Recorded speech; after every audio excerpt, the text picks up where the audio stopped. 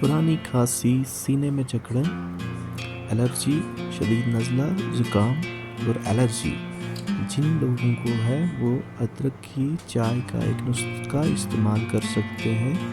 अदरक की चाय के लिए एक टुकड़ा इंच अदरक का ले लें, उसको पतली स्लाइसेस में काट करके उबाल लें 1.5 कप पानी में। उसके बाद जब आधा कप पानी रह जाए शक्कर या शहद मिला करके उसको इस्तेमाल करें और ये चीज़ आपको एलर्जी से भी राहत देगी, खांसी से भी राहत देगी और सीने की जकड़न, सीने में जमने गलगम से राहत देगी। शुक्रिया।